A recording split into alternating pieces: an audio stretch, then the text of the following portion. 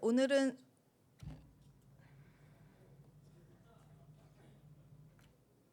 안녕하십니까. 정의당 청년대변인 강민진입니다.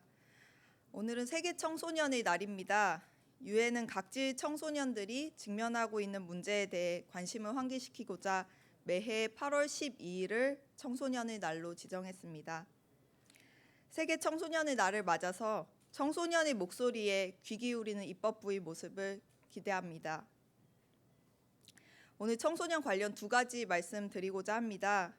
첫 번째로 최소한 만 18세로 선거 연령을 낮춰야 한다라는 말씀 드리고자 합니다. 그리고 이를 위해서 정개특위 선거법 의결을 8월 내에 이루어져야 한다는 점을 말씀드리고자 합니다. 내일 정개특위 전체 회의가 예정돼 있습니다. 만 18세로 선거 연령을 낮추는 내용을 포함해 선거법 개정안이 패스트트랙에 올랐습니다. 정개특위는 개정안을 의결해야 할 상임위원회입니다. 연장된 정개특위 활동 시한은 8월 말까지입니다. 제1소위 위원장 자리를 달라는 자유한국당의 억지에 낭비할 시간이 없습니다. 내일 정개특위 전체 회의에서는 소위원장 인선이 확정되어야 합니다. 정개특위는 8월 내 선거법 개정안을 의결해야 합니다. 만 18세로 선거 연령을 낮추는 것은 최소한의 조치입니다. 또한 청소년의 정당 가입 그리고 선거운동과 관련한 표현과 결사의 자유 보장을 위한 추가 입법도 논의돼야 합니다. 한국을 제외한 OECD 모든 국가들이 만 18세 또는 16세부터 선거권을 부여하고 있습니다.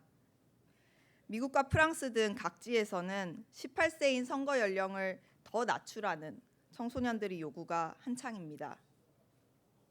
만 18세 선거 연령 하향은 20대 국회에서 마무리 지어야 할 입법 과제입니다. 내년 총선을 앞두고 선거법을 개정할 기회가 이제 얼마 남지 않았다는 것을 강조드리고 싶습니다. 두 번째로 전국의 지방의회와 관련된 말씀을 드리고자 합니다. 지난 1년간 청소년의 권리를 위한 조례들이 줄줄이 무산됐습니다. 민주당의 반성과 쇄신을 바랍니다. 지난 지방선거에서 더불어민주당이 승리를 거둘 수 있었던 건 촛불 이후 변화에 대한 시민들의 갈망과 기대가 그만큼 높았기 때문이었습니다. 그러나 청소년들의 입장에서 지난 1년간 민주당의 행보는 긍정적으로 평가하기 어려울 듯합니다. 전국 각지에서 청소년의 권리를 증진하기 위한 조례 제정이 추진됐습니다. 그러나 민주당이 다수를 차지하고 있는 지방의회들에서조차 줄줄이 무산이 됐습니다. 경남에서는 학생 인권 조례를 제정하기 위한 세 번째 시도가 실패로 끝났습니다. 학생 인권 조례를 제정하기 위해 지난해부터 고군분투해온 지역의 시민들과 청소년들은 조례안의 자동 폐기에 민주당의 책임을 묻고 있습니다.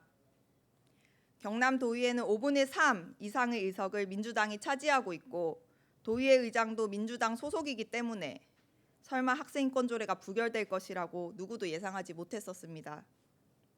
그러나 민주당 소속 의원들은 상임위에서 조례안 상정을 부결시켰고 지난 7월 도의회에서 결국 조례안이 자동 폐기됐습니다.